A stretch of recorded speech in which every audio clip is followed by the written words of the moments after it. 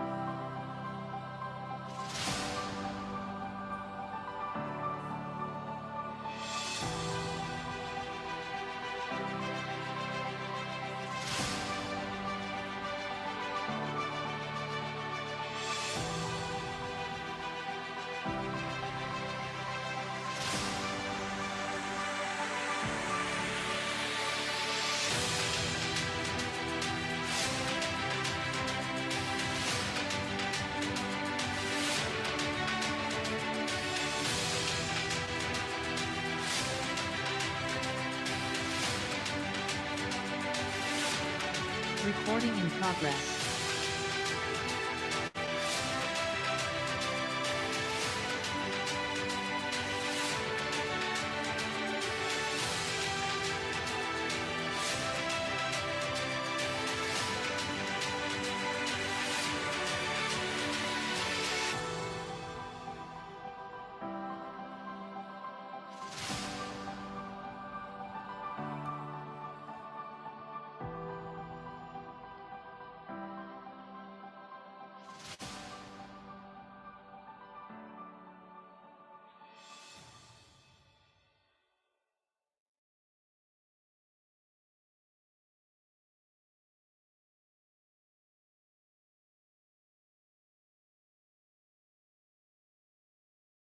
The Honorable Dean of Faculty of Mathematics and Natural Science Universitas Negeri Yogyakarta, Vice Deans, all keynote speakers, all presenters and participants, distinguished guests, ladies and gentlemen, welcome to the second day of the 6th International Seminar of Innovation in Mathematics and Mathematics Education, and the 8th International Seminar on Science Education.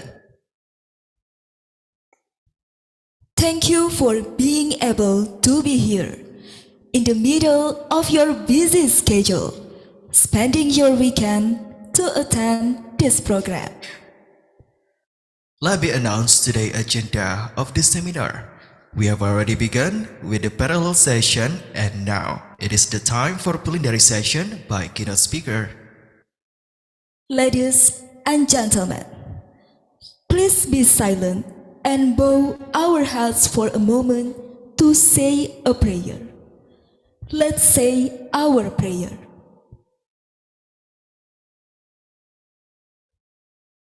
Thank you.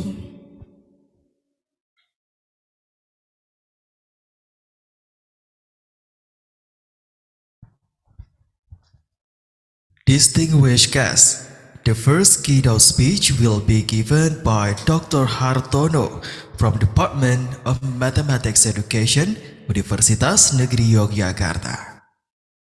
Chairing this session is Kismiantini, PhD. Kismiantini, PhD, is an expert in statistics. She earned her doctoral degree from University of Nebraska-Lincoln, United States of America in 2017. She was a Fulbright Indonesia awardee of PhD grant in 2012 to 2015. Kismiantini PhD joined teaching assistantship in the Department of Statistics at the University of Nebraska-Lincoln in 2015 to 2016, and the last year she got the first rank of lecturer with achievement given by Universitas Negeri Yogyakarta. Ladies and gentlemen, please join me in welcoming Kismiantini, PhD.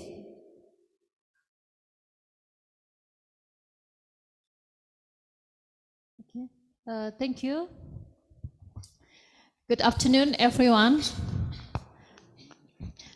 So, hope everyone had a good lunch so that having energy on following today's plenary session.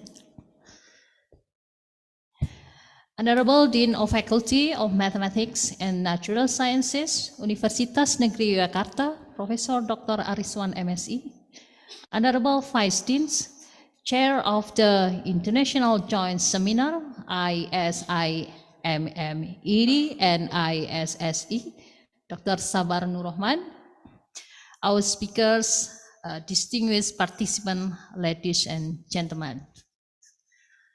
I'm Kismiantini. It gives me a pleasure to be a moderator for this session. The COVID-19 pandemic has changed the agenda of education. The use of technology has been massively used and it became a trend in education. Teaching mathematics during this pandemic was not easy and been challenged to many instructors around the world. In this session, Dr. Hartono tells us the perturbation on the dynamical system. The dynamical system is the branch of mathematics, and the example of the dynamic system in everyday life is a bathtub.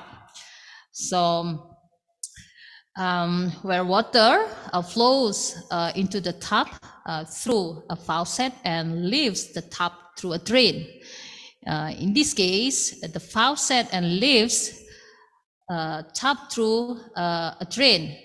The faucet and the drain represented the processes that are related because they both involve water moving into and out of the same reservoir, which is the tub itself. Ladies and gentlemen, first I'd like to read a brief introduction to our speaker.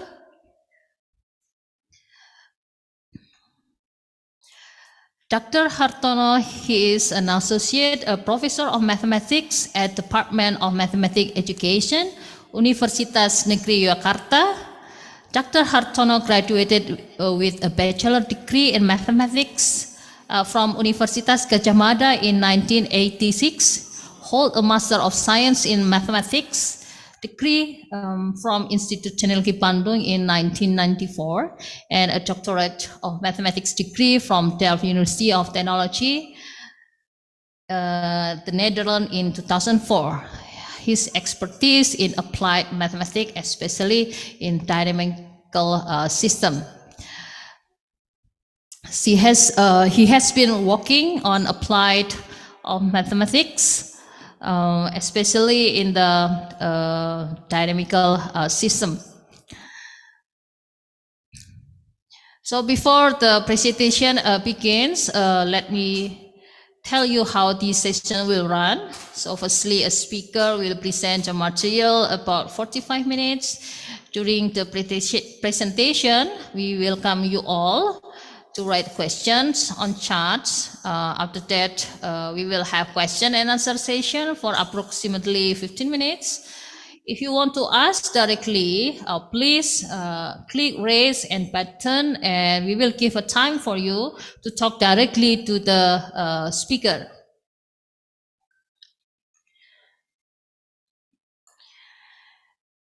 Okay, so ladies and gentlemen, now allow me to welcome Dr. Hartono to present the material.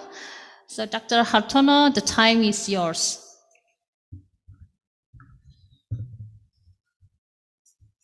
Okay, thank you, the moderator, Kismiantini. Good afternoon, everybody. Ladies and gentlemen, all participants, hopefully we are stay in healthy now.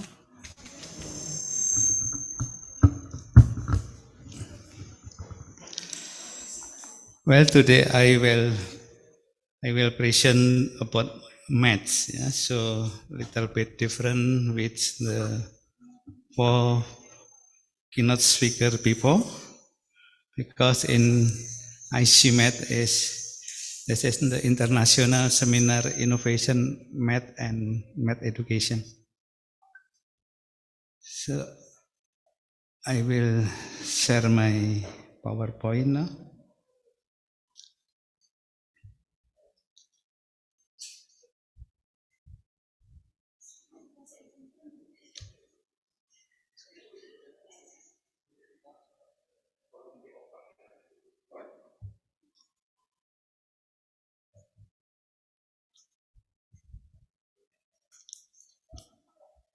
Okay, all participants can see my PowerPoint. Yes, yes, you could see. Okay, thank you. So my talk this afternoon is about the perturbation on the dynamical system. So it means the dynamical system is the system that always dynamic and change by time, and then sometime there is some disturbance, small disturbance is called by perturbation. So I am Hartono and I am a lecturer in Department of Mathematics Education, Universitas Negeri Yogyakarta. Okay, before I present my paper, I will first is give information for all of you about the genealogy of the mathematician. So there is the website, that's genealogy IMS.org. This is genealogy of the mathematician. We start by Euler, as Euler is the mathematician in the 18th century, so around the 1780, I think. And then his student is Lagrange, etc., till the last is Hilbert. David Hilbert is the mathematician, and his expertise is in the analysis functional analysis about the Hilbert space. Yeah, this is the combine between algebra and functional. So Hilbert he's get PhD on 1905, and then if we continue the genealogy, you can looking in the AMS.org, and then we have here. So Hilbert, and then till maybe 1 century. So I finished in the Teknisi Universitas Dev in 2004. Yeah. My co-promoter is Wim Tennis van Horsen, and my promoter is Adrian. So if we continue, so we can find the Hilbert. Yeah. So this is very nice genealogy. So you can find maybe your name also there. Yeah. Okay, in the next slide. So here we start with what is a dynamical system. So the dynamical system is about the evolution of something over the time. Yeah. So this is the definition by Nijkamp in the Math Insights, or the title is the idea of the dynamical system. And if we look upon the dynamical system, so there are two types of dynamical system, that is the continuous, and one is the discrete. Yeah? So in continuous, usually related to the differential equation, because the time is continuous, and then the discrete is related with the different equation. Okay, and the next slide here.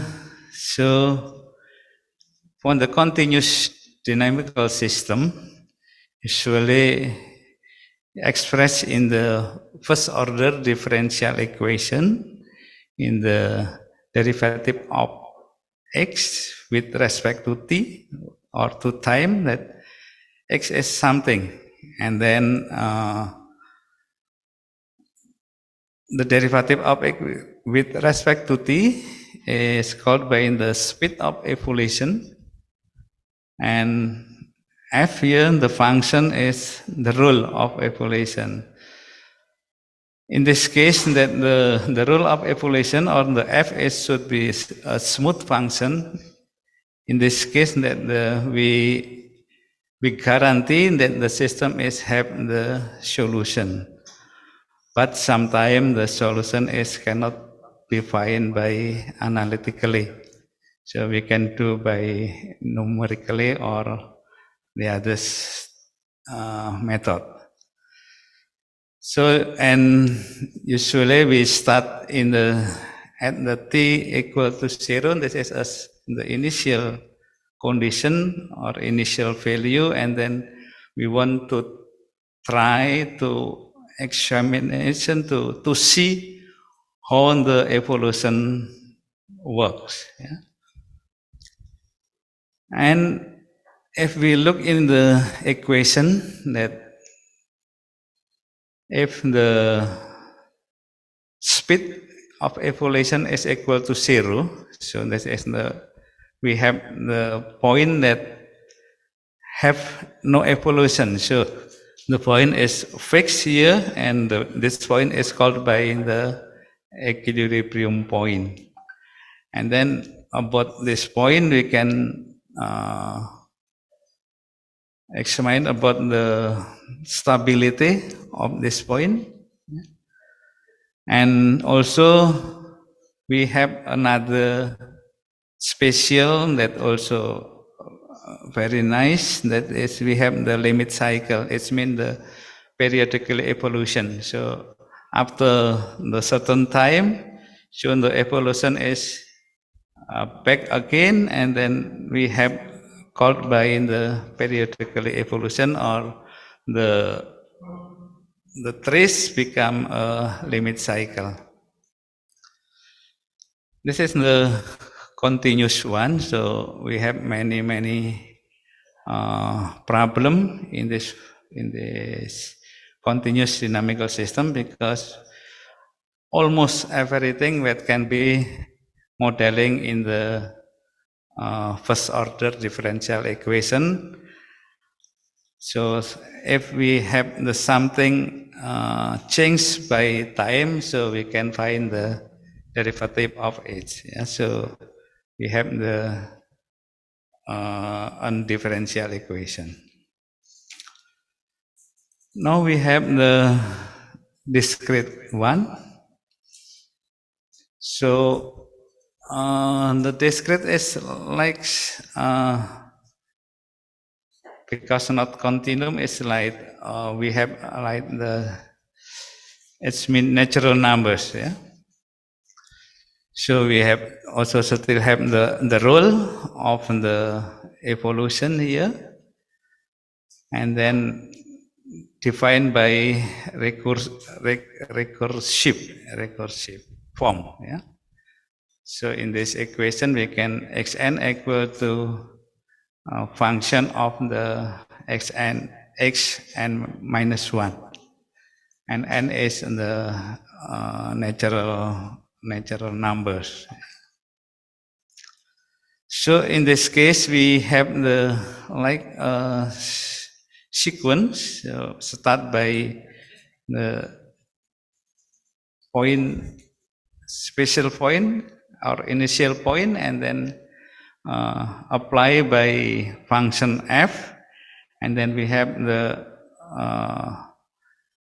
image of this point, and then apply again by f, and apply again, and etc. So we have the system in the sequence of a value of function. Yeah.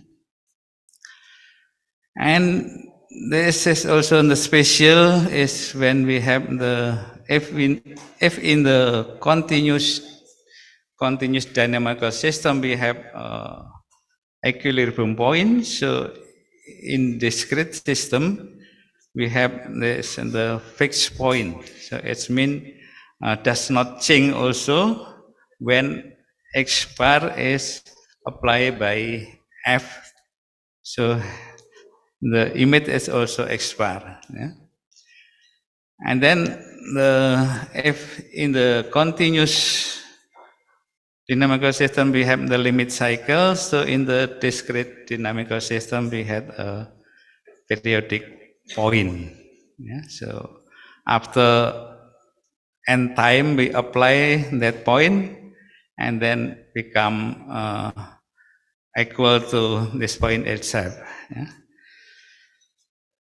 Okay, the next slide I have a very nice example and very simple, and I will show you here about how tall are you. Suppose your tall is around 160 centimeters. This is the average tall of people in Indonesia, but I am more than 160. Yeah? And then I have a piece of paper.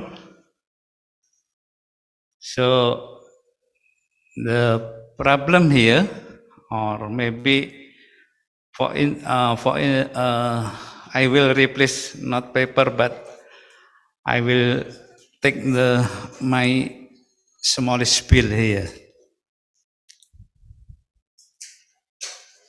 I have. Can you see in the? Oh, I think because Can you see here? This is the. Yes, we could see your money. 100,000 rupiahs. This is the smallest that I have. Yeah. Well, if you can answer the question, so I will give this money to you. All can see this money? Yeah, usually we can see however small and in the dark is if money is we can see, yeah. Well, how many times we can fold it this money till the thick of the bill is as tall as your body. So it means how many times we should fold this money, this paper, this bill, till the thick of this bill become as tall of your body. Keep your answer in the question and answer session. Yeah? Already clear about the problem?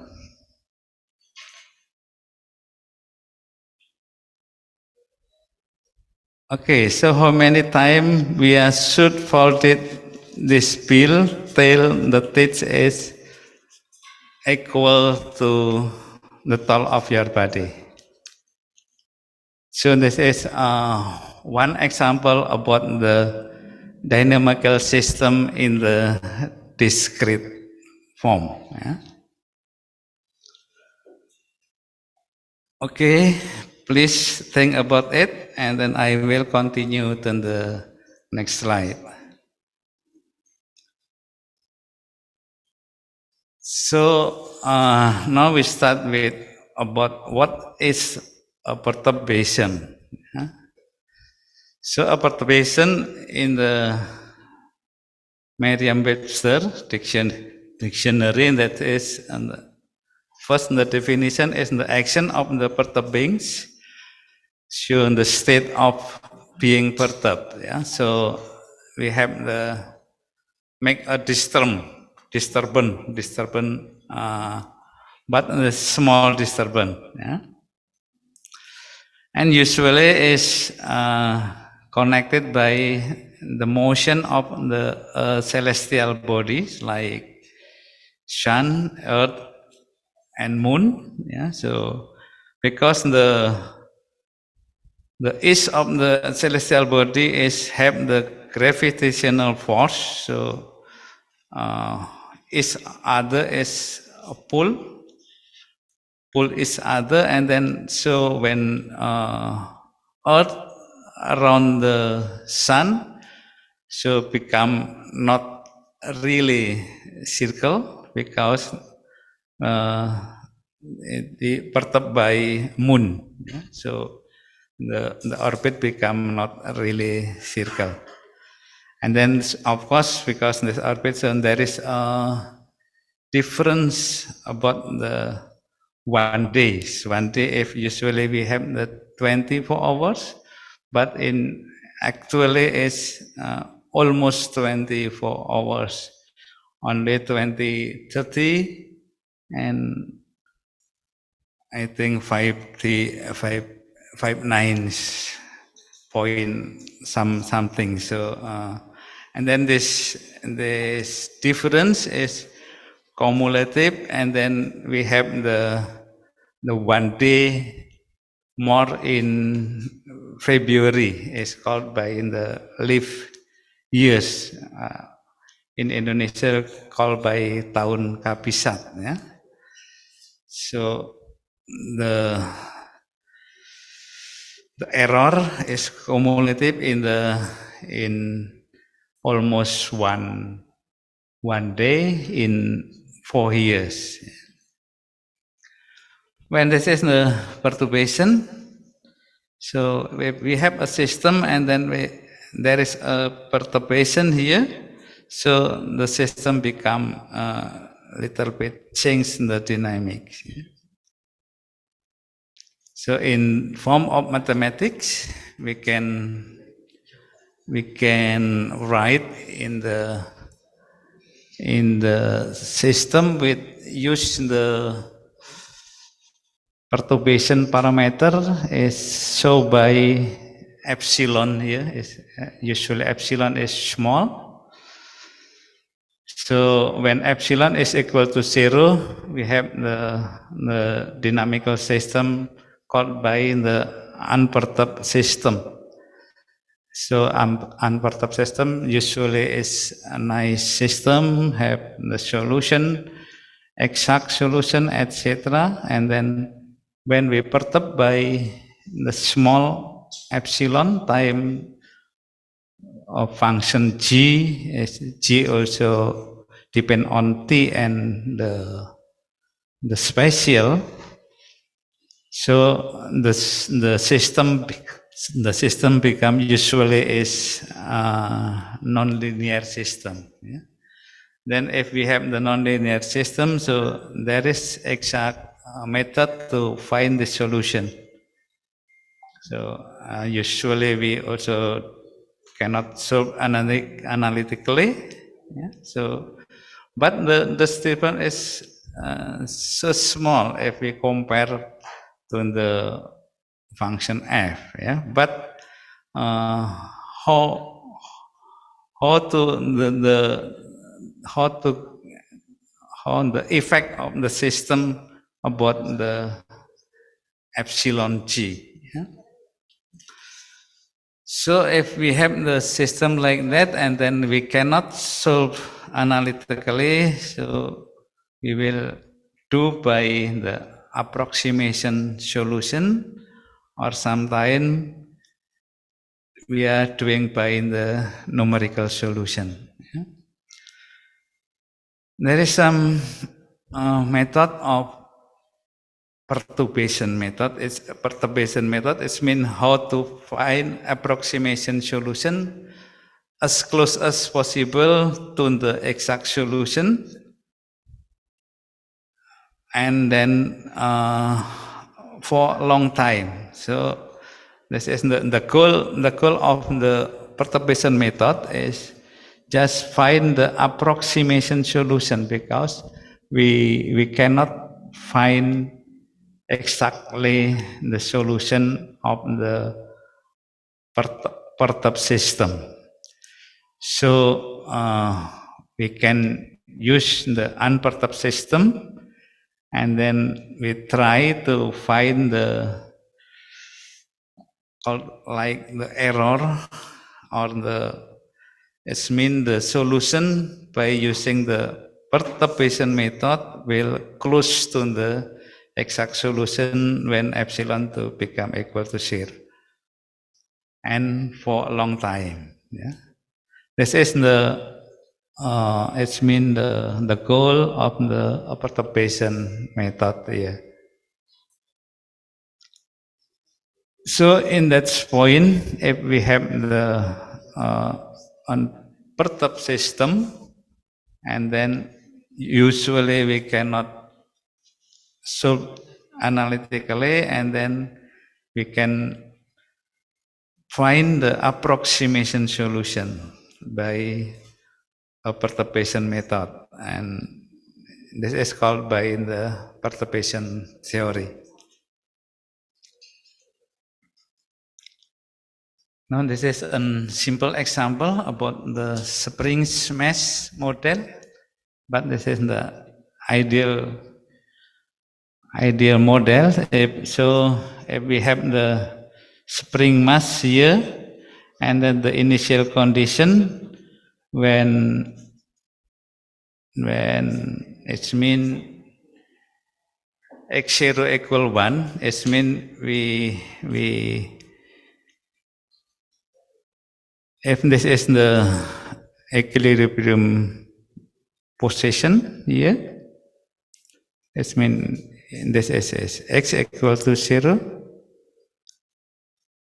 Can you see in my slide there is addition? I'm right, x equal to 0 there? Yes. Okay. You can see the line. Yeah. So it's mean the initial condition here. So we pull down the mesh here, 1 unit of length. So we can here position here. If we pull here, and then this is the distance is equal to 1. Yeah. This is the x0 equal 1. Yeah. And then the another initial condition here, that is the speed equal to 0 or the derivative of x with respect to t equal to 0. It means after we pull down the mesh here and then just release the mesh, and then the system become vibration, yeah? Make oscillation. And then the equation can be write in the second order different equation, and the solution is an harmonic form. We have solution that x equal to cosine mt for all time. Yeah? This is why ideal, because there is no force the influence in the system, just the spring and mass, so called by the spring mass model. Yeah? So along all time, the mass has become oscillation follow the cosine function. Yeah? So this is we have the nice system, ideal system, and then how about when the system is perturbed by small force? Here that we can write like that the system is perturbed by the damping, called the damping is and the damping is relation with the speed of the mesh. So for example, that is in the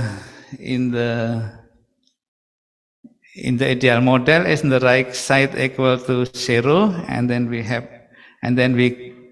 take a perturb in the right side, right side, and then we have the system like that. Yeah? But the perturb here is in linear system, so this is so we can still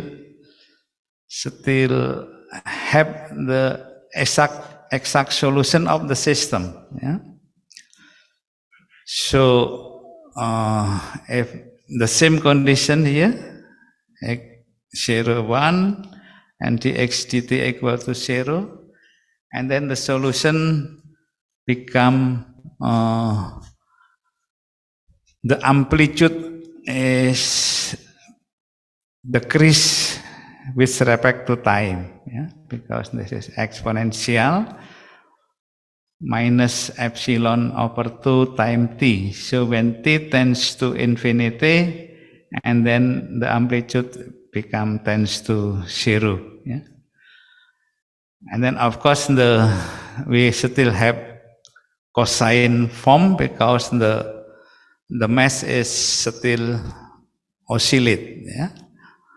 Have oscillation in the cos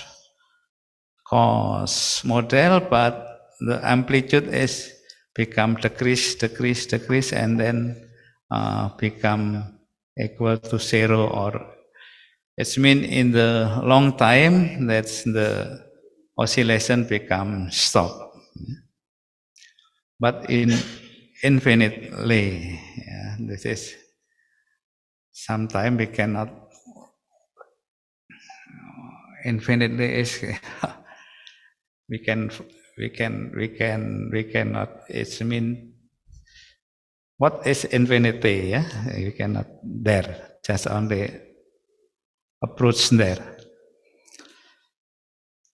So in this system, that when perturbed by a damping force, and then the system become it mean change. Yeah, the dynamic become change when unperturbed system is always cosinus function, but here still cosinus, but the amplitude is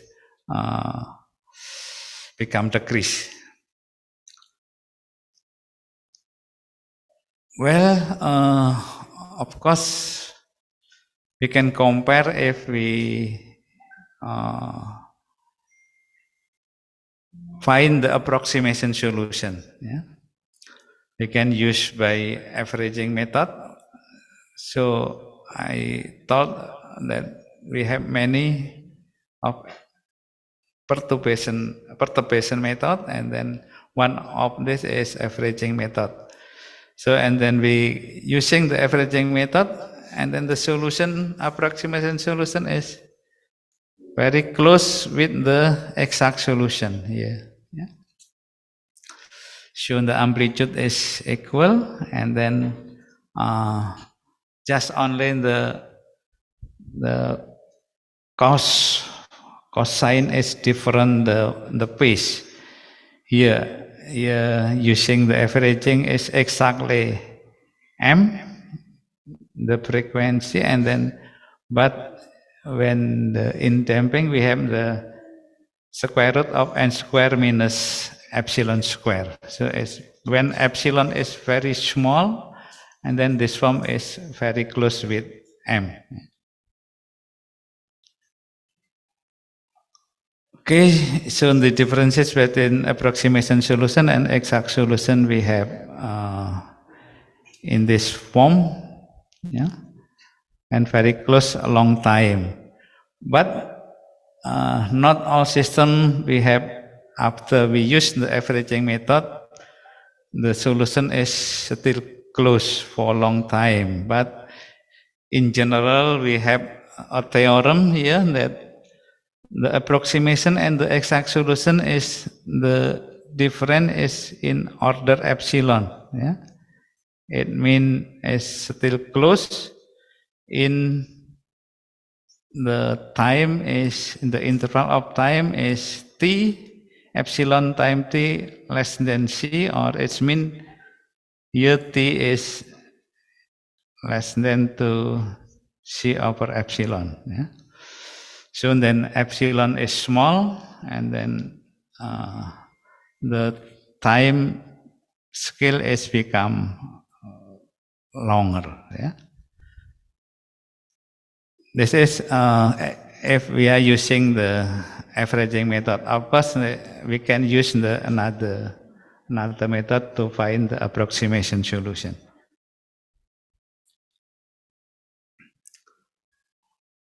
Well, another example of the model with a perturbation problem here is we have the Erasmus Bridge. In this is a bridge in location in the Rotterdam, Netherlands, and the bridge was officially opened by the Queen Beatrix on 1996. Yeah? So, but 1 month later, after opened, it will discover that the bridge would swing under particularly strong wind condition.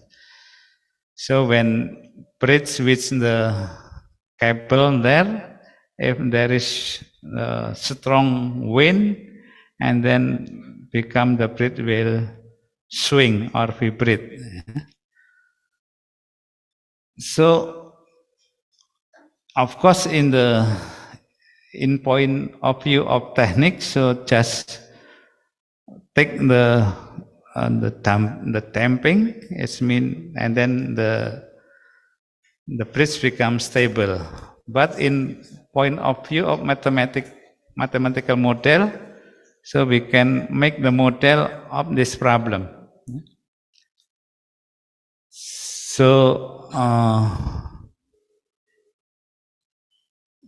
you can see first in the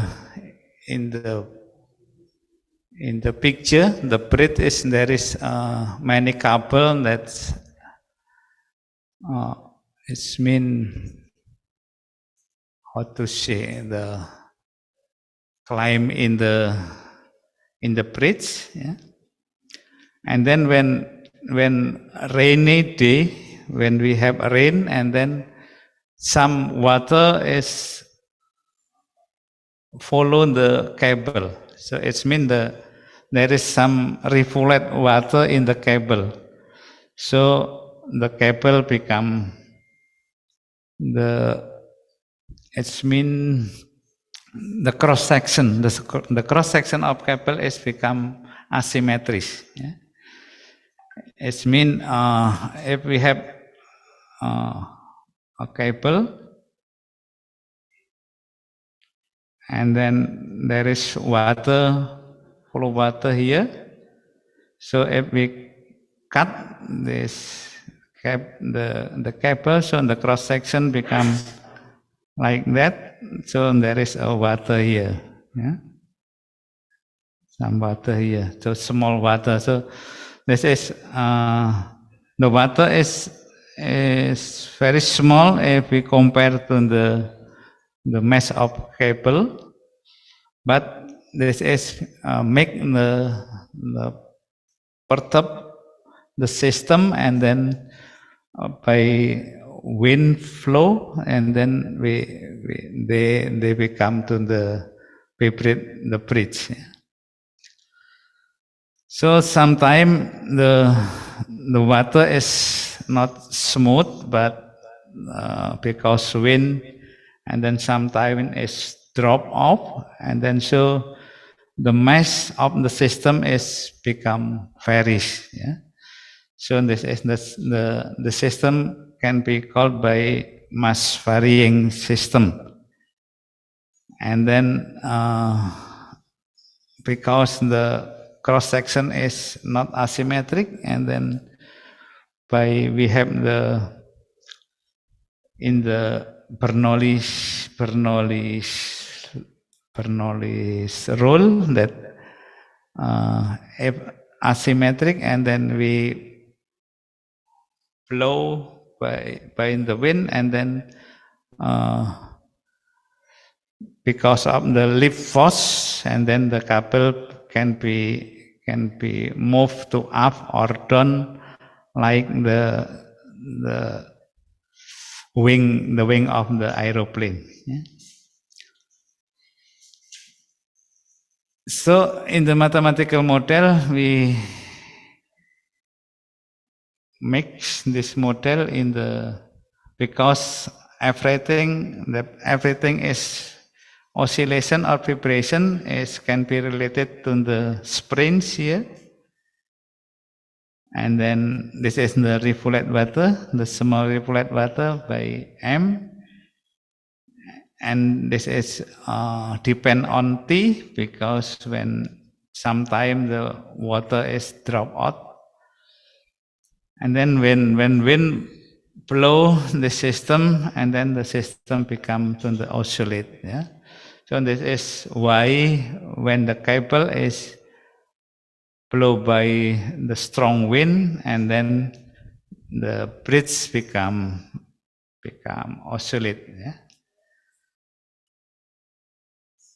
And in the mathematical point of view, the model is in the second order different equation, because MT here is small, so MT here can be assumed as the parameter of perturbation. And then we already did this one, and I already published some paper with related to this model. This is our reference, some my paper, and also some books here. And thank you, Matur Nuwun. This is all my presentation, Kesmiantini. Yeah. Thank you, Dr. Hartono. Okay, ladies and gentlemen, Dr. Hartono giving us the beauty of mathematics, how the model with the perturbation can be applied in the Erasmus Bridge problem. So wonderful. So I would like to invite all participants. If you have question, please click raise hand button and I would call you and we will provide you a time to ask questions. Okay, so while we are waiting a question from participants, so Dr. Hartono, I'm not the expert in this area. I'm a statistician. I'm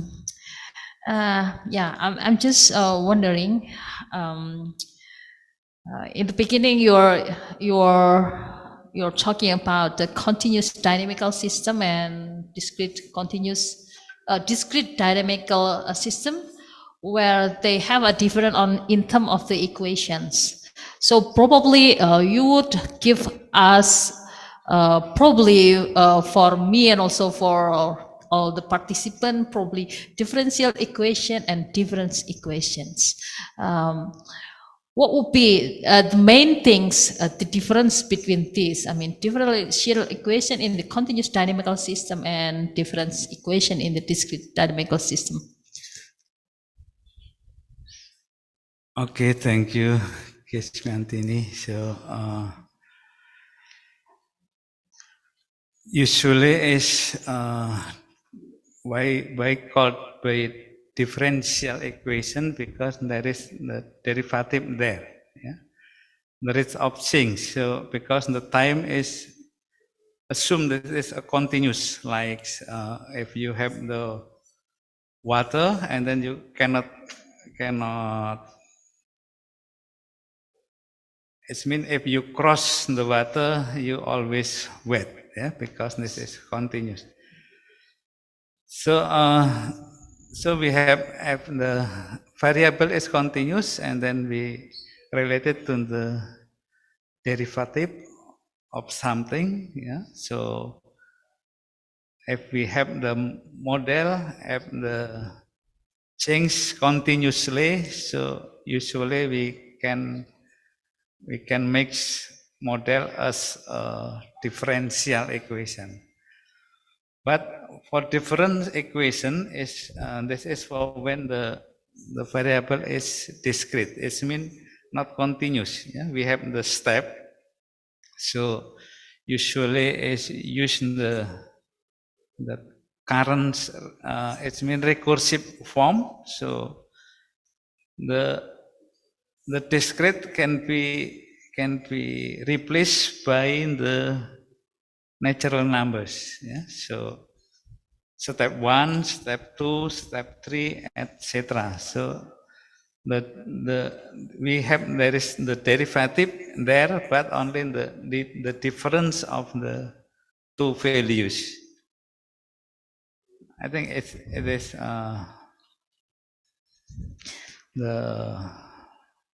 my answer about your question. Okay, thank you, Dr. Hartono, for your answer.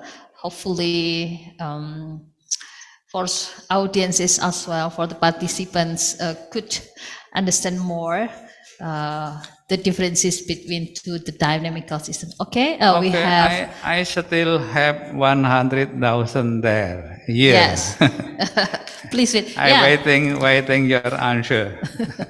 Okay, Dr. Jamila Monan Wijayanti, click raise hand button, please.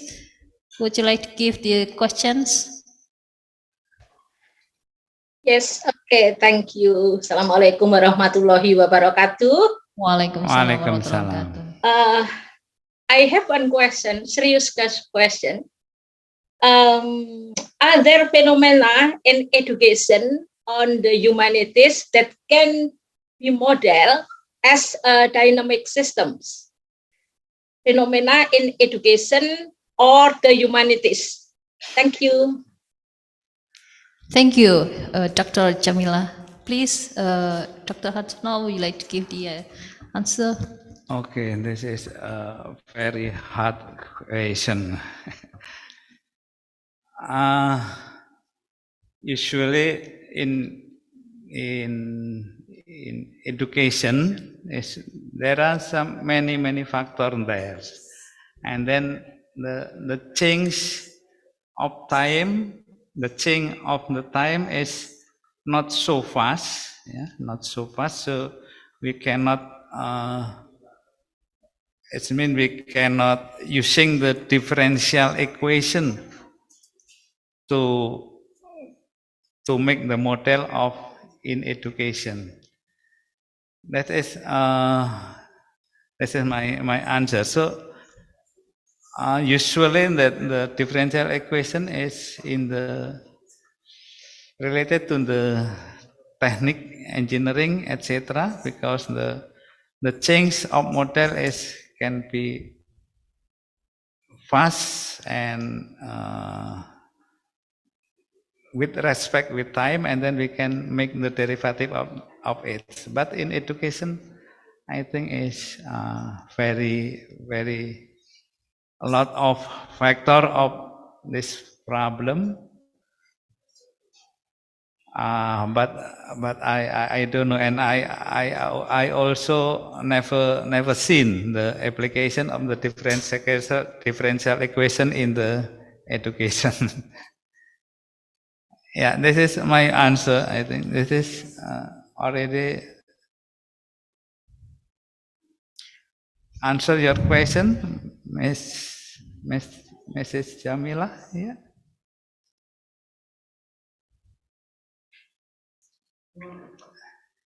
Yeah. Okay. Thank you. Yeah.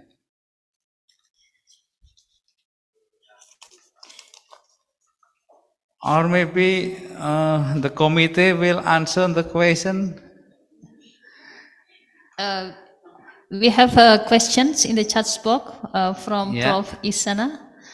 So, do you explain me about use of perturbation theory to determine energy levels of particle in a three-dimension potential box?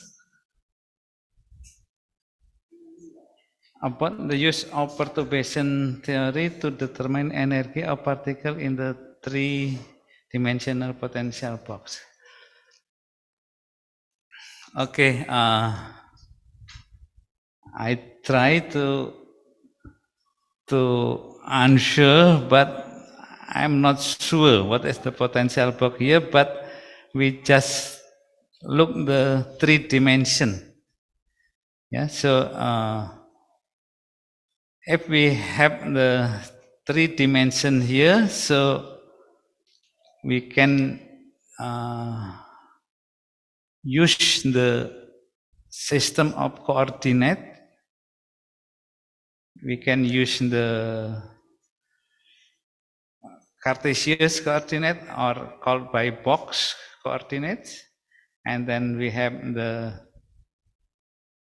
ball coordinates and also the cylinder coordinates. So, of course, if we have the three dimension, and then we can have the three variable, and each variable, if there is some rule there, and then we can use the derivative to find the model of this system. But I'm not sure about what is the potential box here about the energy. This is my answer, Prof. Isana. Or I don't know exactly about the potential box in there. But we only see in the three-dimensional system.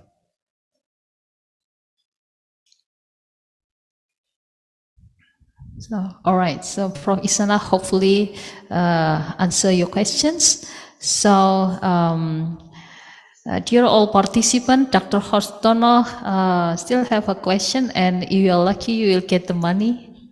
So, how many times you could fold a piece of 100,000 rupiah? So any participant would like to give an answer? So if there is no answer, I will give the clue or the answer of this problem. But of course, my bill is still mine.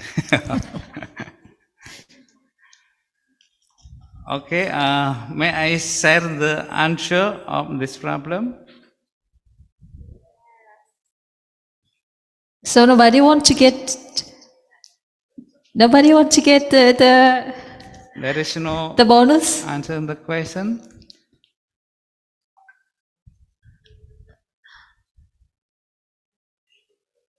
Okay. Buniken would like to give the answer, please. Okay, so Buniken, could you open your microphone and would like to tell directly to Dr. Hartono?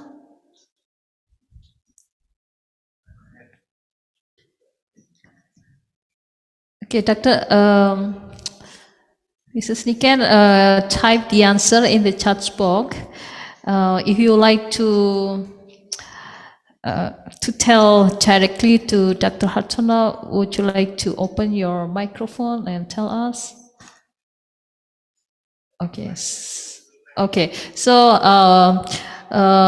Mrs. Niken, the IT staff asked to click the raise hand button first, so in that way we can spotlight easier.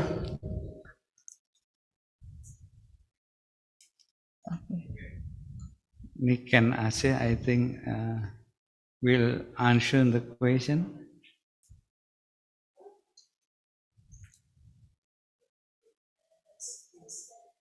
Okay, Mrs. Niken, could you click the raise hand button, so in that way we could spotlight easier on the screen?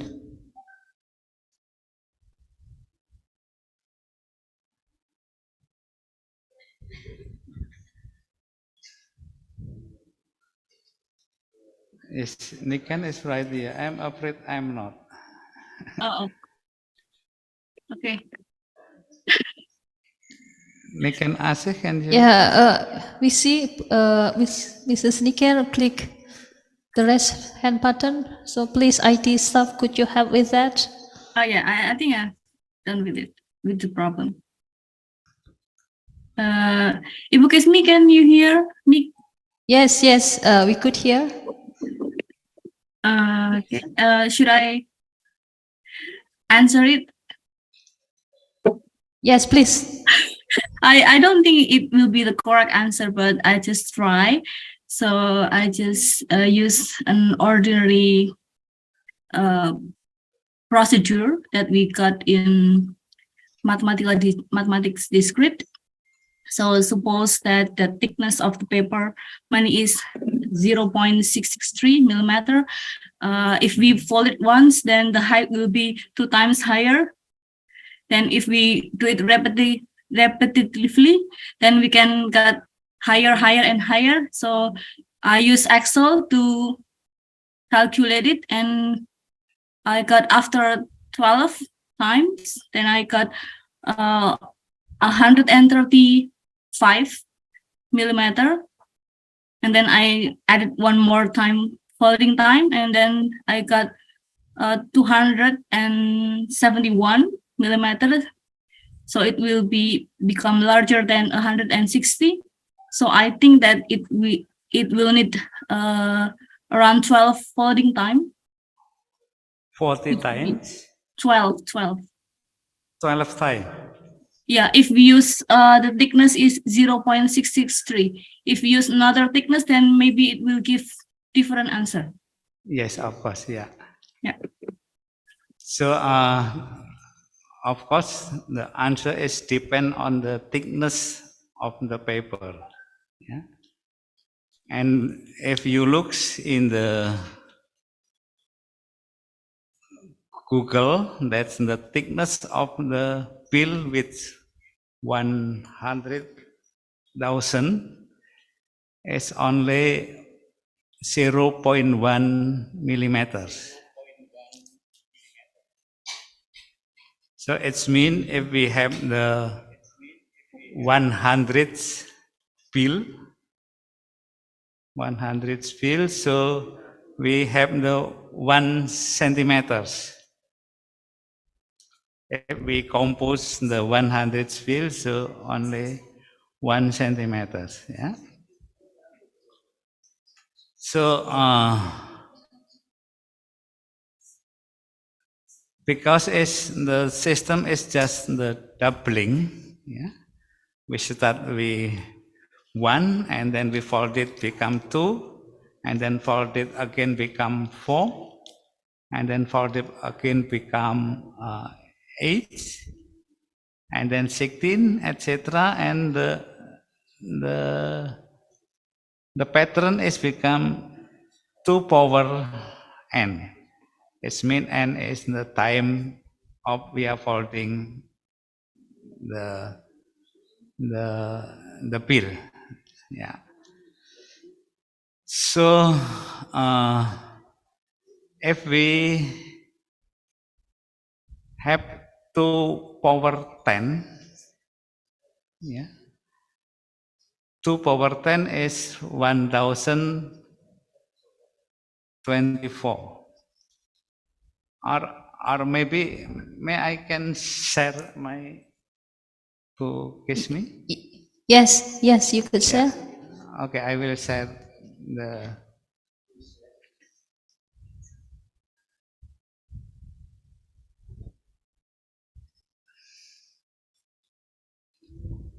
Okay, I put the answer in the last slide after. Thank you. This is. Or to go to the last slide. Okay, this is manual. Yeah. And I will make slides here.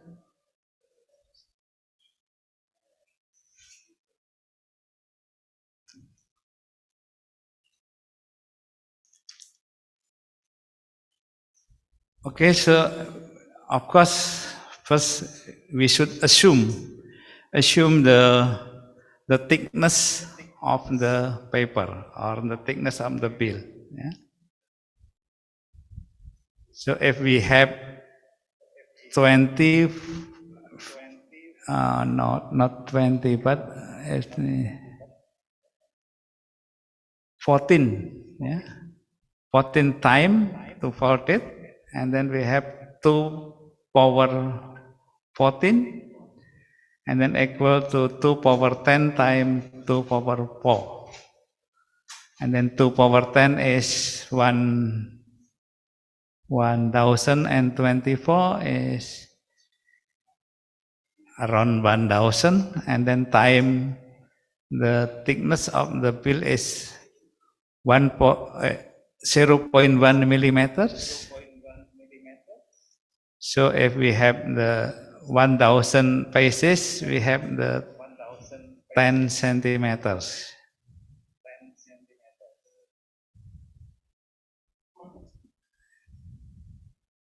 And then time 2 power 4 is 16.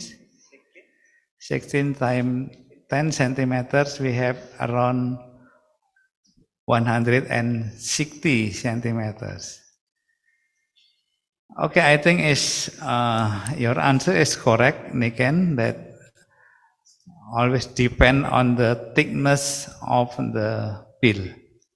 So I will send the 100,000 for you. Congratulations, Mrs. Niken.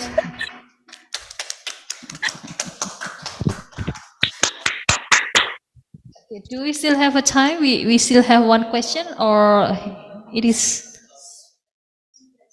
okay? So, Dr. Kayati, we do apologize that we could not have a time for Dr. Hartono giving answer for your questions. So hopefully you can reach him directly through email. So Dr. Hartono will be able to give the answer for you.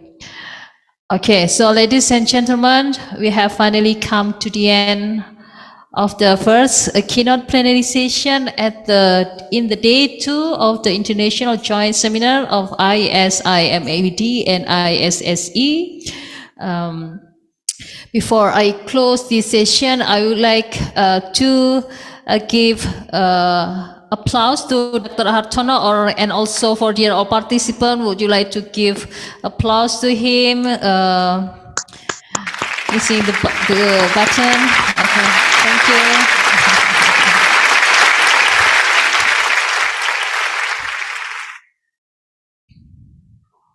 Okay, I think we don't have a time for a closing remark from Dr. Hartono, and now I would like to return the time to MC. Thank you. Okay, thank you.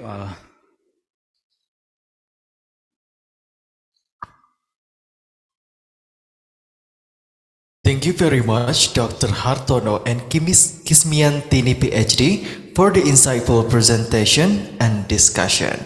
We would like to give our keynote speaker and moderator a token of appreciation for their dedication.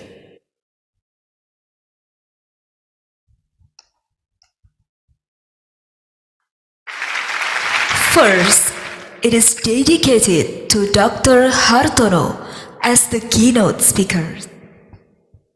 Thank you. And the second is for Kismiantini PhD as the moderator.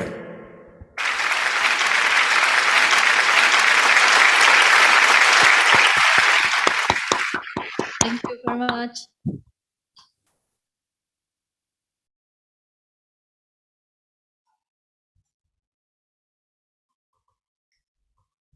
Distinguished guests, for the last presentation, we would like to kindly invite Professor Dr. Bayram Coştu from Yildiz Technical University, Turkey, to deliver his keynote speech. Our next moderator is an expert in organic chemistry. She earned her doctoral degree from Mahidol University, Thailand in 2019. One of her profound publications is first, synthesis of magnesium dicarboxylate complex. Second, the design of a novel heterogeneous catalyst for oxidation of styrene. And the third, glycolysis reaction of PET. Ladies and gentlemen, please welcome Isti Yunita PhD.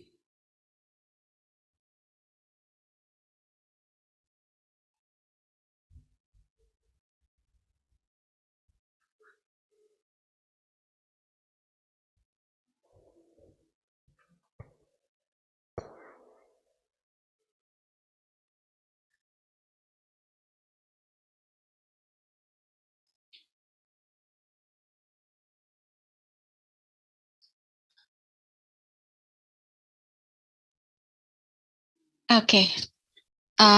Thank you very much. There is some kind of the technical thing. So, good afternoon, everyone. The honorable speakers, distinguished guests, fellow students, ladies and gentlemen.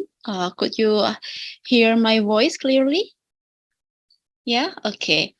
Good afternoon. Assalamualaikum warahmatullahi wabarakatuh. I am Isti Yunita. It's a pleasure to be a moderator for this session. This is the last session for today, but hopefully you still have a good energy to stay with us.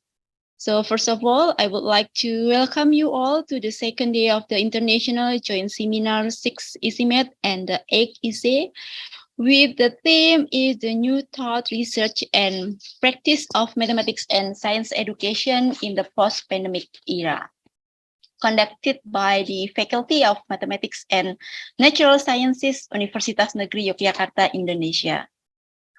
After the historic disruption of the COVID-19 pandemic, most schools are back open worldwide, but education is still in recovery, assessing the damage done and lesson learned. The pandemic affected more than maybe mostly students, and yet with the most vulnerable learners were hit hardest. So as this most disrupted of the school years draw to a close, it's time to take stock of the impact of the pandemic on student learning and well-being. So in this occasion, we shall have outstanding presentation from our prominent presenter, whom I believe shall enrich our insight and knowledge regarding the theme of this seminar. Before the presentation begins, allow me to briefly introduce our speakers. The speaker today is Professor Dr. Bayram Kostu. Hi, Professor. How are you? He is an academician with a remarkable achievement from Department of Chemical Education, Faculty of Education, Yildiz Teknik University, Turkey. He has received his bachelor degree in 1988 in education in chemistry at Karadeniz Technical University, Turkey, and taken his master and doctoral degree at Karadeniz Technical University, Turkey in chemistry education program. Very well, ladies and gentlemen, before the presentation begins, let's know the regulation, how the presentation will be going on. So this session will last 60 minutes with 45 minutes in presentation and followed by Q&A session.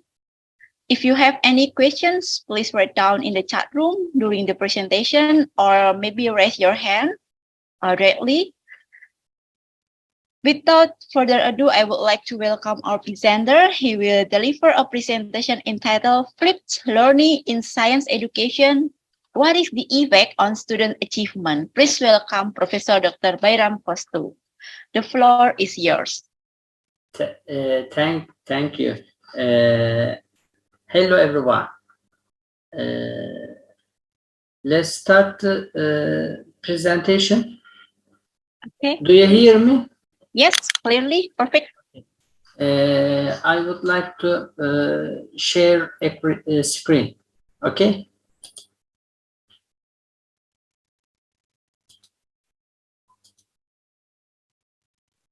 Do you see? Okay. Yeah, I can see it. Okay. Hello, everyone. In my I beg your pardon.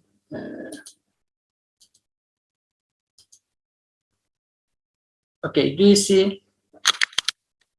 Yes. Okay. Hello, everyone. In my speech, first I will focus on the overview, the flipped learning model, and 4 pillars of the flipped learning.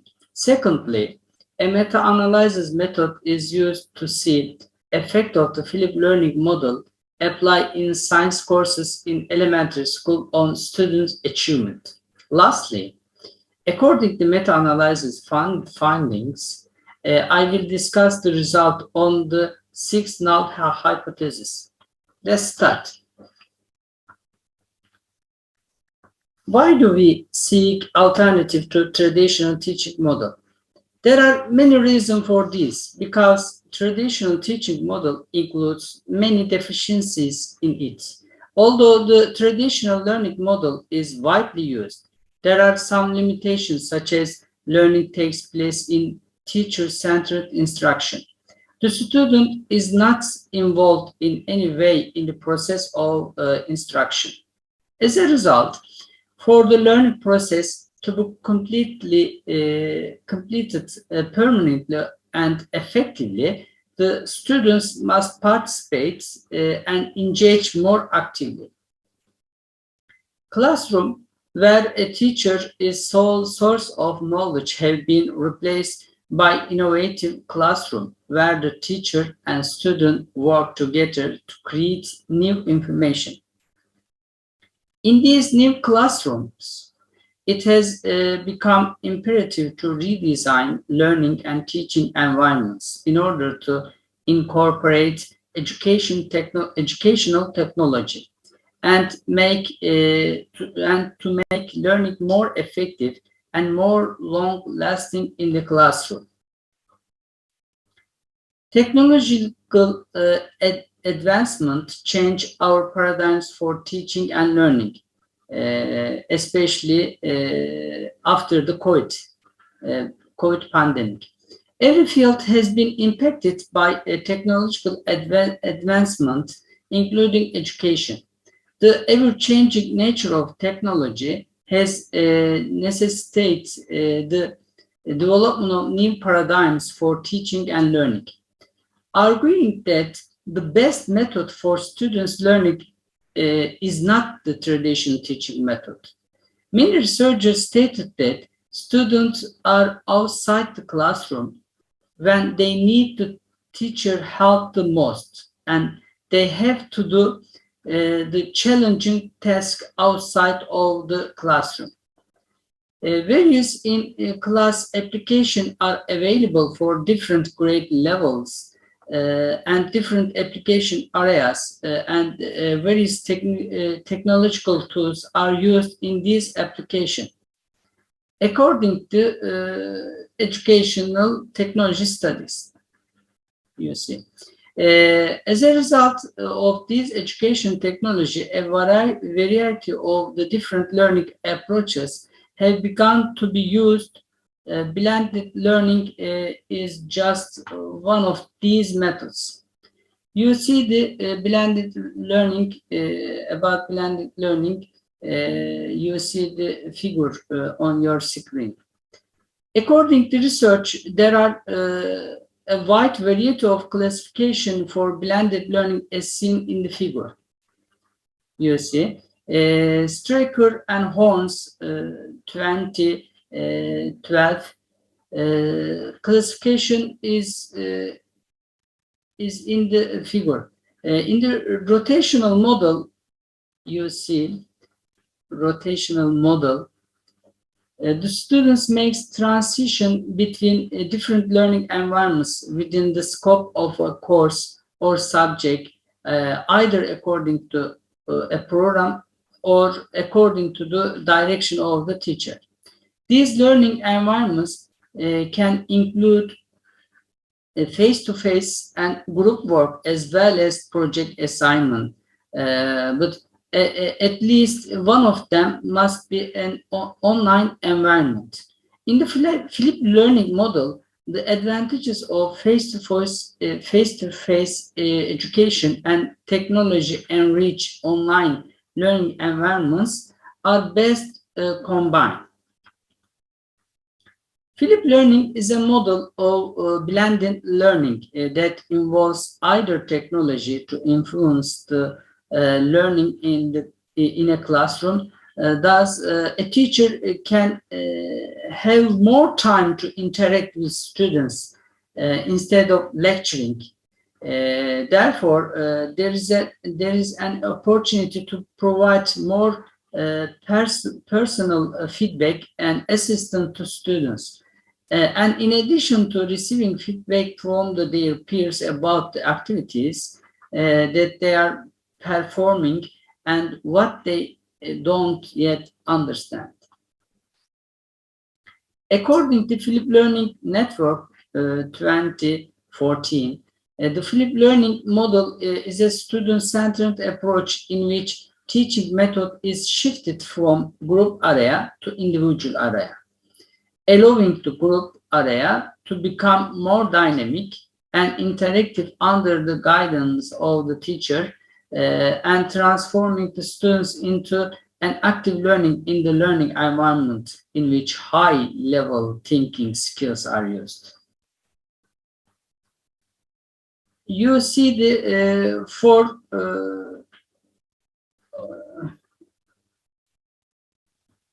I beg your pardon. Flipped learning, I mentioned a bit more explanation about the flipped learning. This learning model encourages teachers to step away from the role of information transfer in the classroom and instead assume the role of a guide or facilitator who provides continuous feedbacks to the students and guides the learners during the learning process throughout the instruction, as well as to create active learning environments in which the students is at center of the learning process. You see the four educational pillars of Philip Learning. The Philip Learning Network and Pearson School Achievement Service have established 4 pillars of effective and successful Philip Learning that may be implemented in any setting, namely, the first pillar, flexible environment, the second pillar, learning culture, the third pillar, intentional content, and the last pillar is professional educator. The first pillar is flexible environment. The first pillar demonstrates how learning environments may indeed be flexible and adaptable. Educators routinely re-engage their classroom in order to make them more conducive to collaborate learning opportunities. Students have the ability to choose when and where they want to learn, as well as whatever methods they want to use, such as group work, individual study, research, performance, and assessment in this flexible and adaptive learning environment. As a result, Philip Learning evolves into a setting in which learning objectives are examined in more detail and learning possibilities are expanded. The most important resource in education is time, and educators make the most of it by interacting with students and assessing student grasp of the subject matter or concept. Student-centered learning environments encourage students to explore subject or concept and learning objectives in more detail, while also challenging them to develop high-order abilities. The second pillar is learning culture. The second pillar shows how to shape the learning cultures. Learners in a Philip Learning environment make use of their valuable time in group activities to engage in more productive and innovative learning process than they would otherwise. Learners actively contribute to development of knowledge in the classroom by assessing their own learning and participation in group activities. Philip educators assist the students in discovering things more completely by utilizing student-centered pedagogies that are tailored to their readiness level or regional proximal development, where they are challenged but not to a point that they become frustrated by the experience. The third pillar is intention content.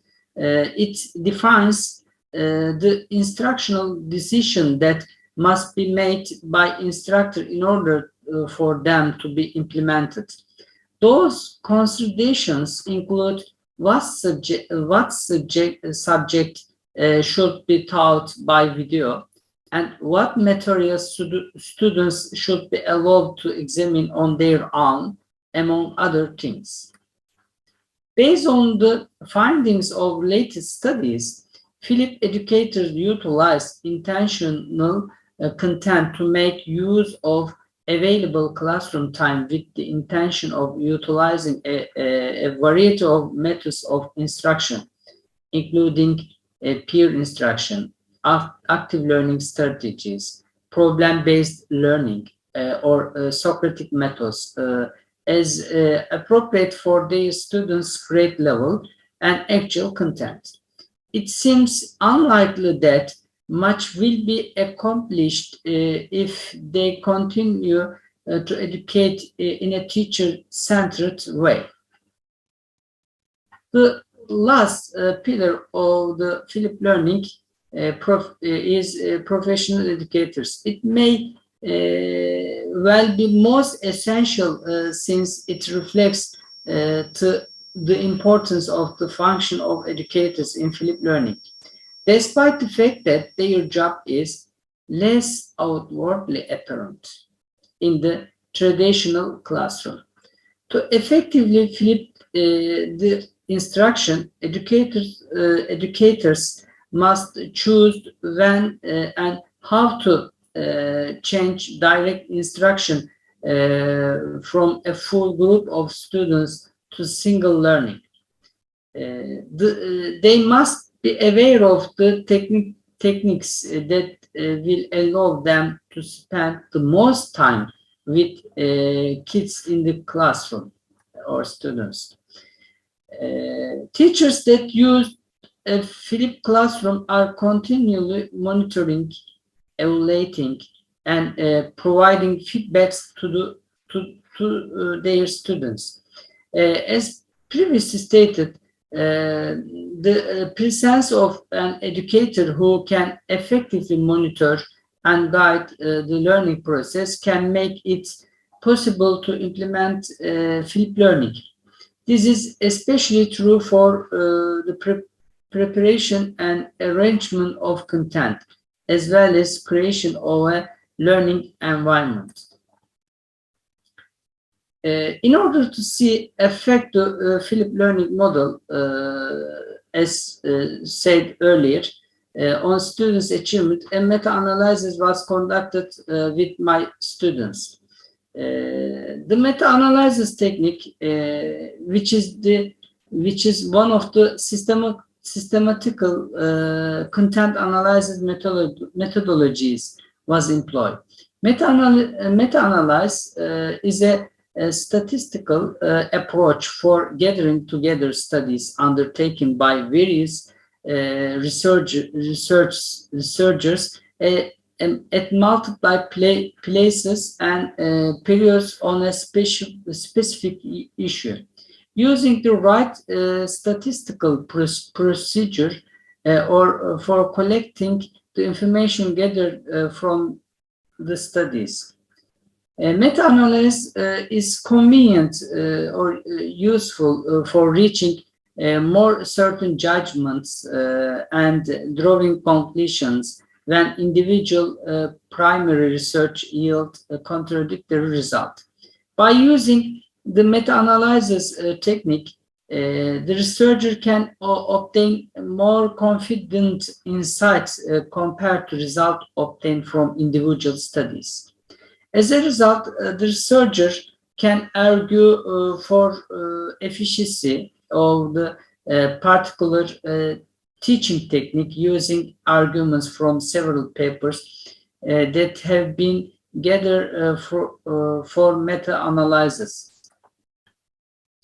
We analyzed research papers published between 2012 and 2022, I beg your pardon, within the meta-analysis technique using a comprehensive meta-analysis program. This program is suitable for meta-analysis. For this, Procast, GSTOR, Scopus, ERIC, EBSCOhost, YÖK National Thesis Center, TÜBİTAK ULAKBIM database were scanned, and Google Academic Research Engine was used for this. The keywords, some keywords was used to scan for searching. Philip Classroom, Philip Class, Philip Learning, Inverted Class, Classroom Philip, Lecture at Home, Homework at School, are the search keywords that have been utilized in the titles an abstract of articles together a variety of possibly suitable research. You see the result, descriptive result, totally 22 studies included in the meta-analysis study. As in the table, overall sample size of 22 studies included in the research is 1462 participants. Here is the descriptive statistics of the researchers. 7 research is in your screen. The other 7 studies in your screen, and the rest of the research. Here is the descriptive statistic of researchers. The type of publication most frequently included in these meta-analysis studies is article with rates as seen in the table, followed by the master thesis with a rate as seen in your table, and the doctoral thesis with rate as seen in the table. Okay. 13 of the 22 studies included in the study were written in English. Among all the studies, the proportion of the 8 studies written in Turkish, all of the studies. The other descriptive table you see the on your screen. Qualitative method, quantitative method, mixed method is the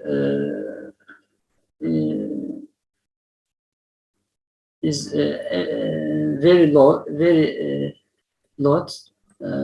Okay. The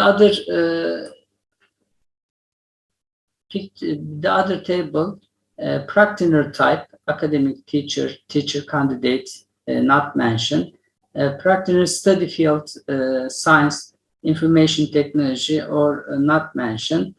The test of the null hypothesis. The first null hypothesis of the meta-analysis study is there is no significant change in academic achievement in science lesson in classroom where the flipped learning model is applied when compared to the traditional classroom layout. In order to test this hypothesis, we handled the studies that were carried out in science lesson within the eligibility criteria in the literature review. In the experimental group, the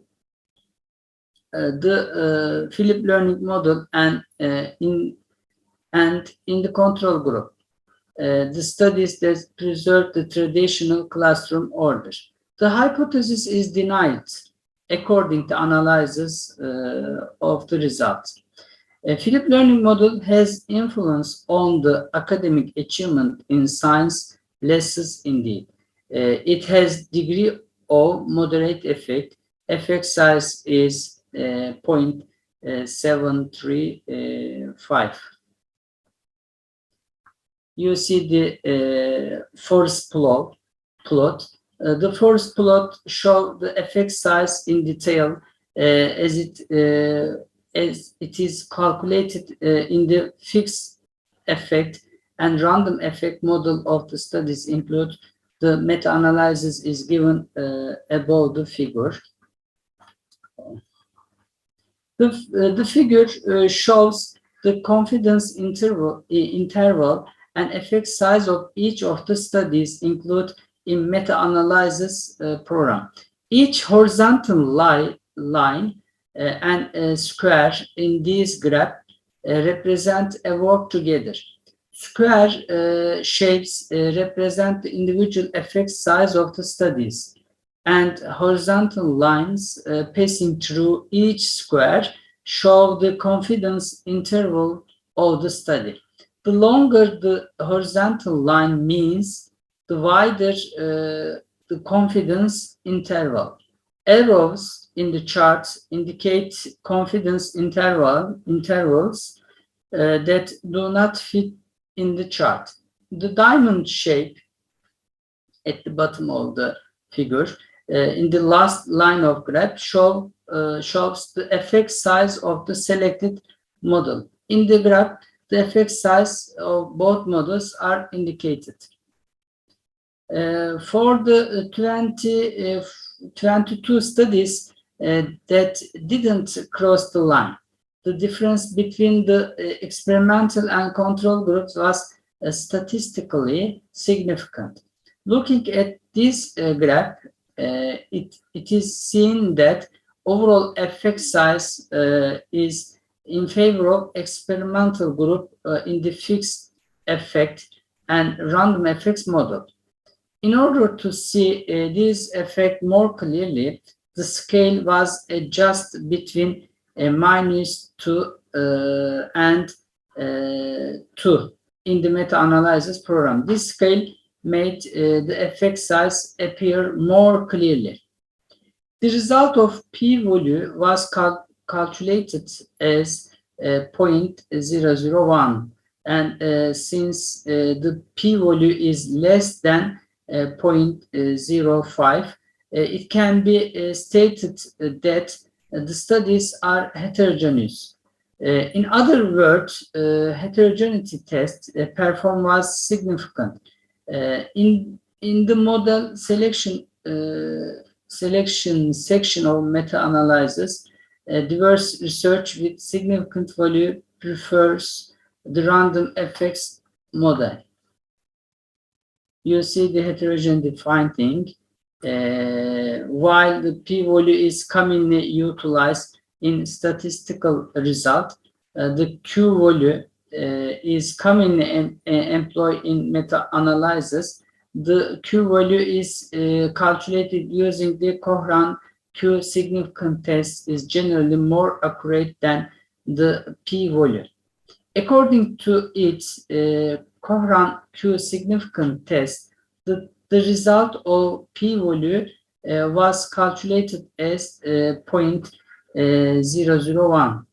And since the p-value is less than 0.05, it can be stated that the studies are heterogeneous. In other words, heterogeneity test performed was significant. The other things in meta-analysis, publication bias, you see the publication bias findings.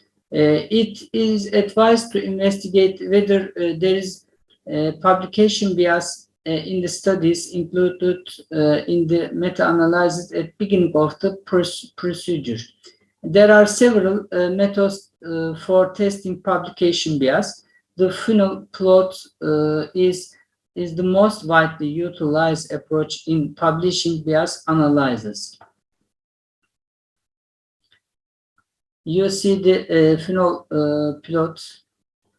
The funnel plot shows that computed effect sizes are asymmetrical and centered on the overall effect size. The occurrence suggests that there may be publishing bias. The collective of studies in the center of the funnel, however, it is attributable to relatively medium sample size of analyzed studies. Also, the standard error value are respectively medium in scale. Four of the studies out of 22 are outside of the funnel. The second null hypothesis is there is no significant differences between the effect size of the publication in the literature on effects of the courses in which Philip education model is applied in science education on the academic achievement of students in science according to disciplines. In order to test this hypothesis, The subgroup called discipline is analyzed in meta-analysis program. The disciplines are categorized as physics, chemistry, biology, earth science, and astronomy. The findings obtained as a result of this examination are given in the following table. You see the table. According to table, the average effect size of disciplines, according to this table, a significant differences was found between the mean effect size for the application topic moderator. P value is 0.001. According to this table, significant differences was found between the mean effect size for the application topic moderator. Therefore, the second hypothesis is rejected. The topic with the greatest effect size is earth science, and its effect size is 0.589. Similarly, impact size of the studies with the application of topic of physics studies has effect size. With an effect size of astronomy, the discipline with the fewest research has smallest effect size. You see the first plot. When the figure is examined, it is seen that effect size value according to application topic are in favor of the experimental group and differ from each other. According to this graph, the total effect size of discipline moderator was found to be 0.634. This value has moderate effect according to Cohen's criteria. The third null hypothesis is there is no significant differences between the effect size of publication in the literature on the effect of the courses in which the Philip education model is applied in science education on the academic achievement of students in science according to application duration of the applications. In order to test this hypothesis, the subgroup called application duration duration is analyzed in the meta-analysis program. The application duration are categorized between 2 and 4 weeks, between 5 and 6 weeks, between 7 and 8 weeks, more than 8 weeks, and duration is not mentioned. The findings obtained as the result of this examination are given the following table. You see the table. According to table, the average effect size of the duration was seen. According to this table, significant differences was found between the mean effect size of duration moderator, 0.863. According to this table, significant differences was found between mean effect size of application duration moderator. Therefore, third hypothesis is not rejected. Even if it is not entirely evident, it is possible to infer that the extent of effect is shrinking with increasing application time. Forest plot is given as seen in the figure. When the figure examined, it is seen that effect size value according to application to I beg your pardon, duration are in favor of the experimental group and differ from each other. According to this graph, the total effect size of application was found to be 0.705. This value has moderate effect according to Cohen's criteria. The fourth null hypothesis is there is no significant differences between the effect size of the publication in the literature on the effect of the courses in which flipped education model is applied science education according to grade level of students. In order to test this hypothesis, the subgroup called grade level is analyzed in meta-analysis program. Grade levels is fourth, fifth, sixth, seventh, and eighth grade.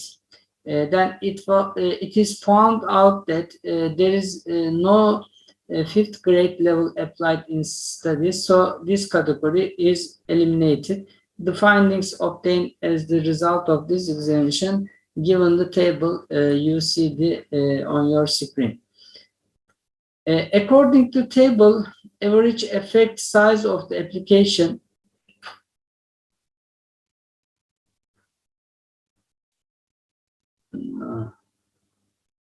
a big problem. Effect size, no effect size. According to table, average effect size of the grade level was found 0.932.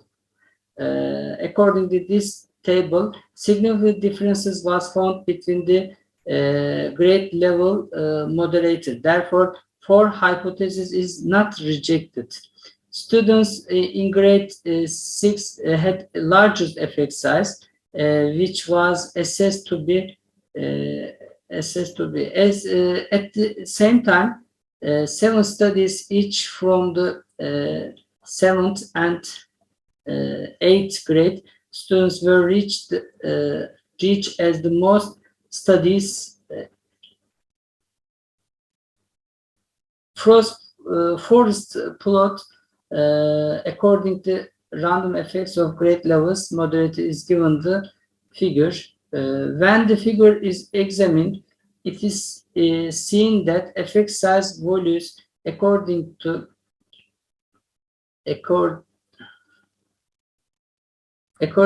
subject area moderator in favor of the experimental group and differ from each other. According to this graph, the total effect size found to be 0.707. This value has moderate effect according to Cohen's criteria. Fifth null hypothesis is there is no significant differences between effect size of the publication in the literature on the effects of the courses in which the flipped education model is applied in science education on the academic achievement of students in science according to sample size. In order to test this hypothesis, the subgroup called sample size is analyzed in the meta-analysis program. Sample size you see on your screen.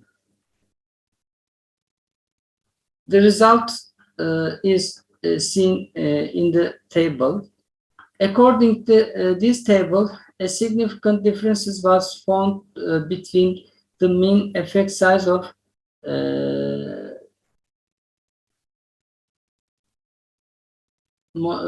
sample size.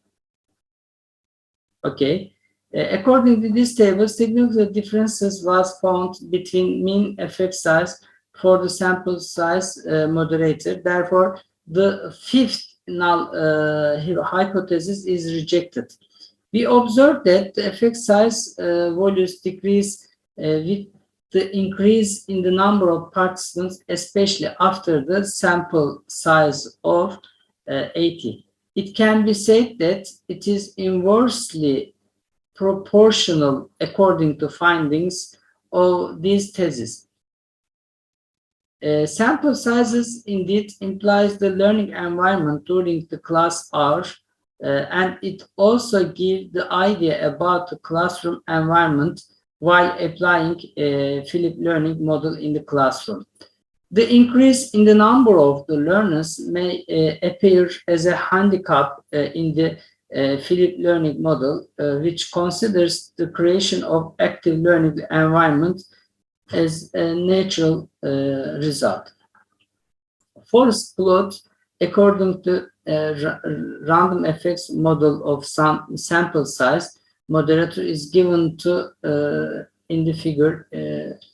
When the figure examined, it was seen that the effect size value according to sample size are in favor of the experimental group and differ from each other. According to this graph, the total effect size of the sample size moderator was found to be 0.661. This value has moderate effect according to Cohen's criterion. The sixth and last null hypothesis is there is no significant differences between effect size of the publication in the literature on the effect of the courses in which the Philips education model is applied in science education on the achievement, academic achievement of students in science according to application region. In order to test this hypothesis, subgroup called application region is analyzed in the meta-analysis program. The categories Turkey and foreign in the table. You see the table. According to table, average effect size of application region, you see the table. According to this table, a significant differences was found between the means effect size of application region. According to this table, significant differences was found between the mean effect size of application region moderator. Therefore, the sixth null hypothesis is rejected. According to these values, the most effective applications are done in Turkey amongst the studies reached. Also, according to meta-analysis result, Africa-based studies has the least effect size value. Forest plot, according to random effects model of the application region moderator is given in the figure you see on your screen. When the figure examined, it was seen that effect size value according to application region are in favor of the experimental group and differ from each other. According to this graph, the total effect size of application region moderator was to be found 0.712. This value has moderate level according to Cohen's criteria. Lastly, the last saying, summary, our research investigated the impact of implementation of the Philips learning model on academic achievement in science classes.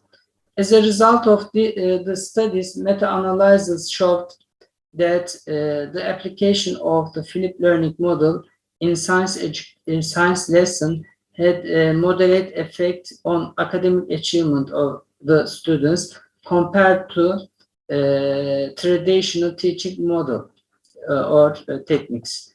In the light of these findings, it may be concluded that Philips learning approach has a favorable impact on student science achievement.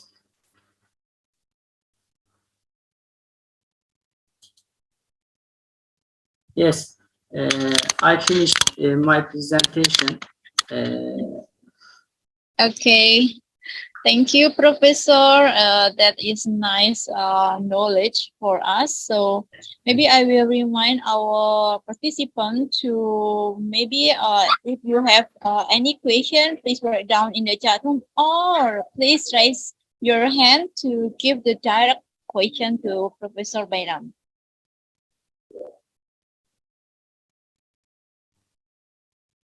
Okay, there is Rodotu Fitria. Okay, please, time is yours. Thanks to moderator for this opportunity. And hello, Professor Beram. Thanks for the insightful presentations. I have several questions about this meta-analysis. First, how to determine the criteria of student achievement? Is that include all of aspects such as cognitive, affective, or psychomotor? And is there any different analysis about effect of flipped classroom with specifically high order thinking skills such as critical thinking or argumentation? Thank you.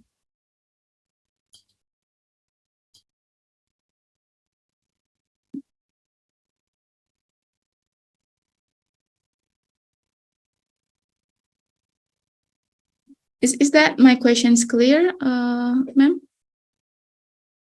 Yeah. Okay. Professor Bayram.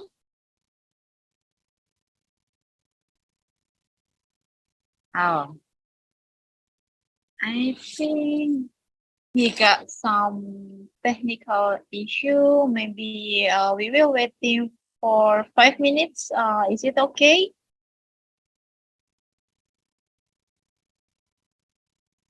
I will try to contact him.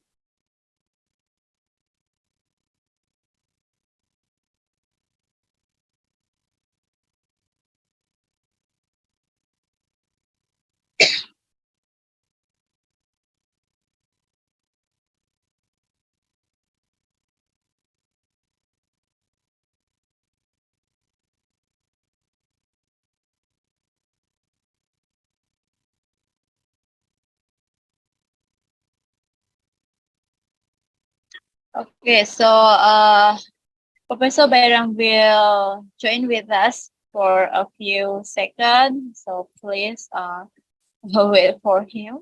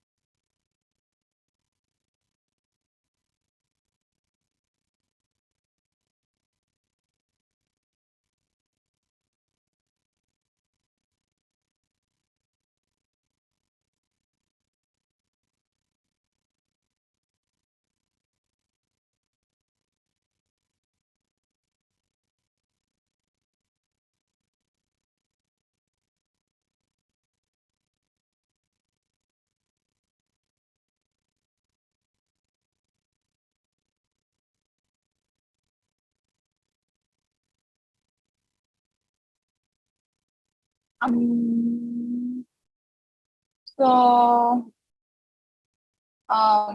maybe we need to waiting for a few moments because Professor said there are some signal problem there. So he already tried to join again but cannot.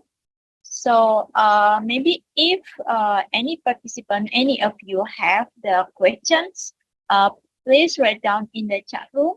Then the committee will help this issue for send it by email. Is it okay for the committee?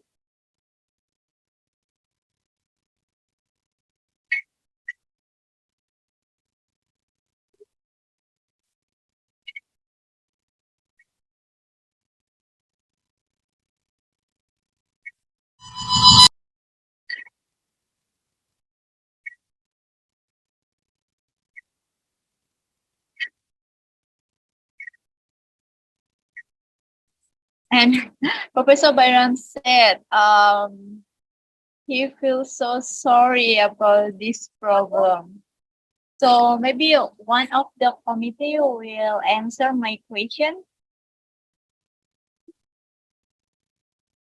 Okay, Bu Isti, we will deliver the question for him. Okay, Bu Anthony, thank you very much. So thank you for today. Maybe I have to close this session. But before we close this session, I would like to take the conclusion for what Professor Peram have presented about the flipped learning. So he said like a flipped classroom is a learning model in which, oh, someone just opened the microphone. No. Which students before studying in class study the material first at the home according to the assignments given by the teacher. This method is also used by teachers when there are students who are not present in the class for some reason. The teacher can make a video of what he teach and give it to those who do not enter the class.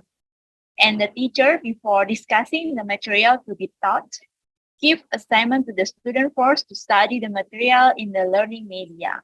Learning models like this make the students required to be more independent because they study the material before there is a meeting in the class. And these models also make students more active because their curiosity drive is also higher. So, ladies and gentlemen, finally we come to the end of the presentation. We would like to say thanks again for the presenter, for the speakers, for their informative and interesting talk, and to audience for your active participation. But I'm sorry for this technical issue. And hopefully the presentation will be beneficial for everybody. Thank you for your attention. Good evening. Wassalamualaikum warahmatullahi wabarakatuh. Waalaikumsalam warahmatullahi wabarakatuh.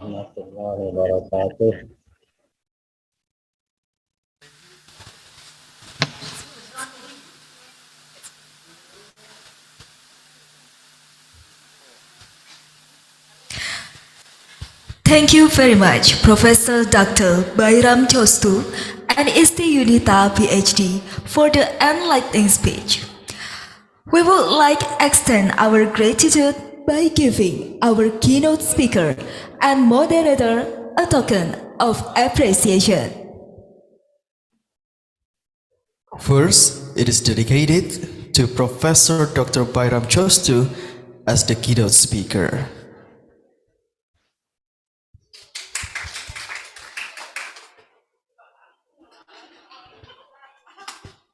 And the second is for Isti Yudita PhD as the moderator.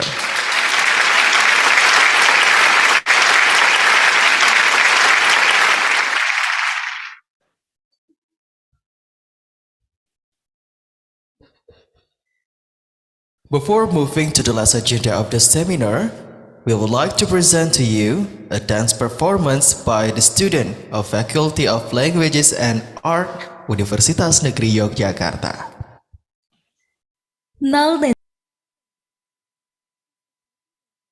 Of the words Nalendra and also Nendra. Nalendra, which means king, and Nendra, which means slave.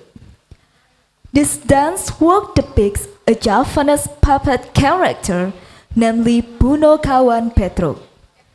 He sleeps and dreams that he can become a king.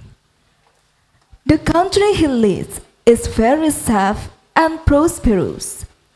He is very kind, wise, and honest person.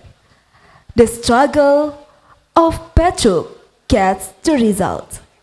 His dream to be a king comes true, even though it is only a dream. Ladies and gentlemen, please enjoy Nal Nendra.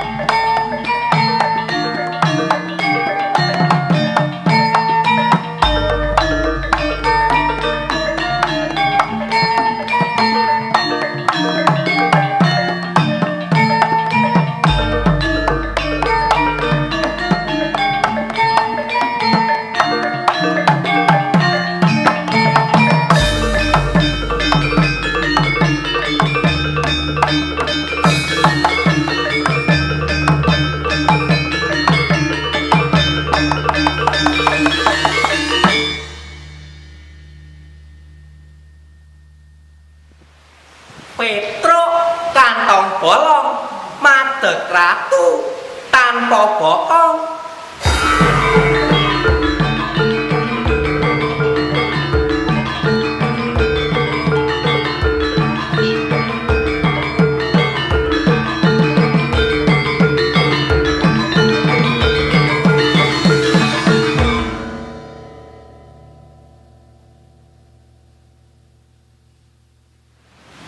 Hehehe, ngimpi.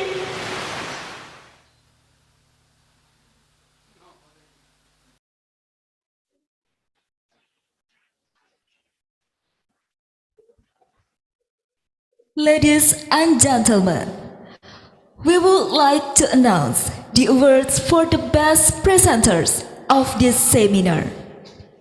Please welcome the Vice Chairperson of the 6th International Seminar of Innovation in Mathematics and Mathematics Education and the 8th International Seminar on Science Education, Dr. Sri Andayani.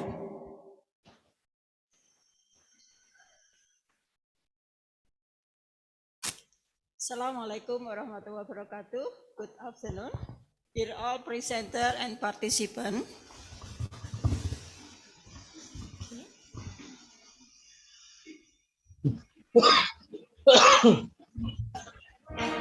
Dear all presenter and participants,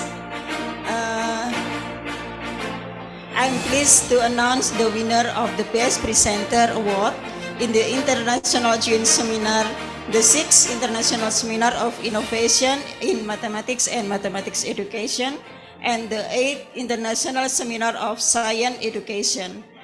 15 presenters have been selected by the committee by considering the originality and significance of the papers, as well as the presentation in determining the winners. The best presenters of each room are as follows. For the room 1, Ratna Subakti.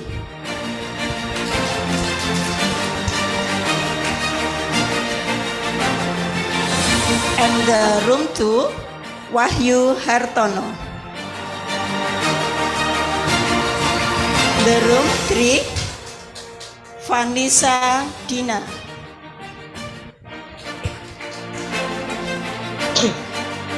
The room 4, Yuhasriyati. And for room 5, Andita Putri Sulistiawati.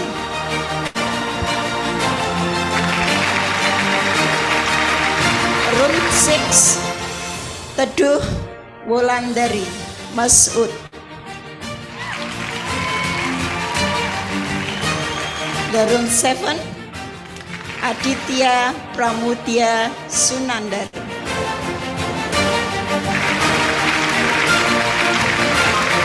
Room 8, Raudatul Fitria. Room 9, Alia Rizki. Room 10, Krista Triana Dewi.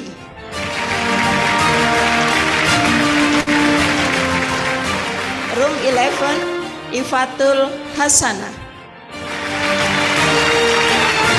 Room 12, Mutmainna.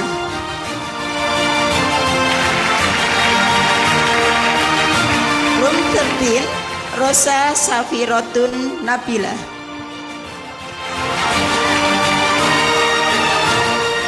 Room 14, Syahrul Ramadan. And the last but not least, room 15, Paramita Neri Safitra. Congratulations to all winners. Please contact our committee member for further information on how to get the prize. I would also to thank you all, the presenter and participants who have joined this seminar. Without your input, ideas, and discussion, this program would not have been the success it has. Hopefully, this seminar could give you more insight and deepen your knowledge in mathematics and science education practices. Thank you very much for your participation and see you on the next seminar. Warahmatullahi wabarakatuh.